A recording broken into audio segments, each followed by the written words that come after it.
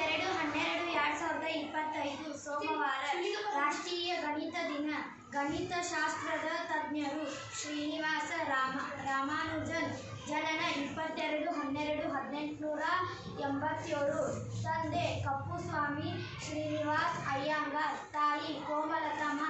ಊರು ತಮಿಳುನಾಡಿನ ಈರೋಡ್.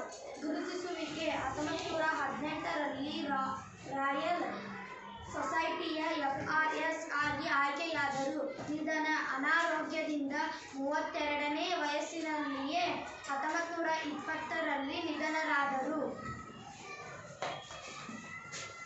ಶ್ರೀನಿವಾಸ್ ರಾಮಾನುಜನ್ 1887-1920 ಭಾರತದ ಸಾರ್ವಕಾಲಿಕ ಶ್ರೇಷ್ಠ ಗಣಿತ ಮೇಧಾವಿ.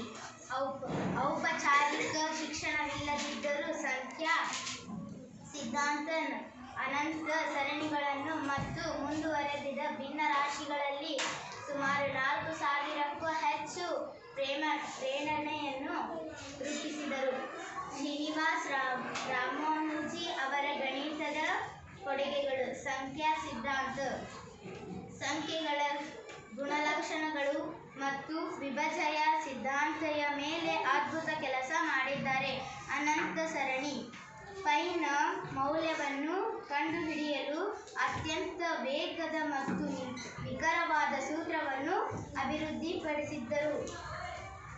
ಮಾಸ್ ಥೀಟಾ ಕಾರ್ಯಗಳು ಅವರ ಜೀವನದ ಅತ್ಯಂತ ದಿನಗಳಲ್ಲಿ ಈ ಹೊಸ ವರ್ಗದ ಕಾರ್ಯಗಳನ್ನು ಕಂಡುಹಿಡಿದರು. ಮ್ಯಾಜಿಕ್ ಸಂಖ್ಯೆ 1729. ಇದನ್ನು ರಾಮಾನುಜನ್ ಸಂಖ್ಯೆ ಎಂದು ಕರೆಯುತ್ತಾರೆ. ಧನ್ಯವಾದ.